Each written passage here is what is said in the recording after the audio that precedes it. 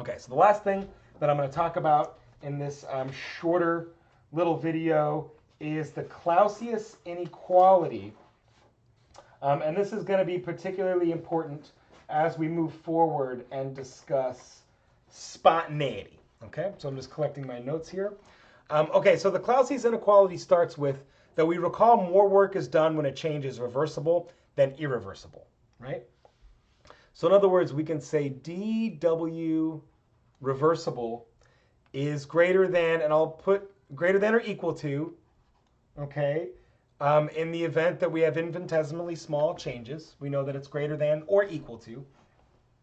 And I'll also put absolute values on this just so we don't, just so we're clear that the Clausius inequality applies for expansion or compression. Okay. But for example, if we wanted to think about this for expansion, I could say negative dw reversible is greater than or equal to negative dw. So here this, I'll say dw reversible, and then here I'm just saying dw. I'm skipping putting the irreversible qualifier on that, all right?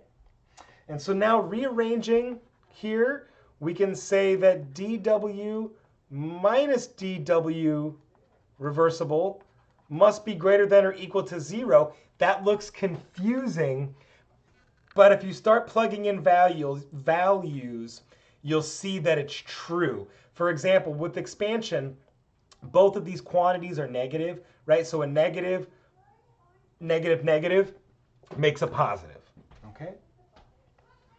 So because u is a state function, we can say the following: du equals dq plus dw, which equals dq reversible plus dw reversible, okay? And if we rearrange here, all right, we'll rearrange this expression to collect the w's and the q's. Then I can say, let's see here, subtract dw reversible over to this side. So we can say dw minus dw reversible equals dq reversible, and then subtract dq over here, okay? But we also know from this relationship that we just said right here, dw minus dw reversible has to be greater than or equal to 0, all right? And we also know from the second law of thermodynamics, the definition of the second law of thermodynamics, dq reversible divided by temperature is entropy, okay? And so now if we see this right here, we can see that dq reversible minus dq has to be greater than or equal to 0. So I'll note that dq reversible divided by temperature has to be greater than or equal to dq divided by temperature, okay? And because ds equals dq reversible divided by temperature, it follows that ds must be greater than or equal to heat supplied irreversibly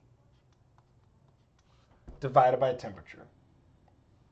And thus ds must be greater than or equal to 0, which is another way of saying entropy must be positive for all spontaneous changes. Okay, so this will come up in the coming lectures. This Clausius inequality, ds is greater than or equal to dq divided by temperature. Okay, and it all comes from this idea that work or heat supplied reversibly has to be greater than that supplied irreversibly. Okay, so once again, it's that bigger connection between entropy, spontaneity, and irreversibility, right? If a process is irreversible, so I didn't put the irreversible on this, right? But I'll just remind you, irreversible. If a process is irreversible and for it to be spontaneous, the entropy has to be increasing, okay? Entropy has to be positive quantity. All right, so I'm going to stop it and I'm going to record another shorter video.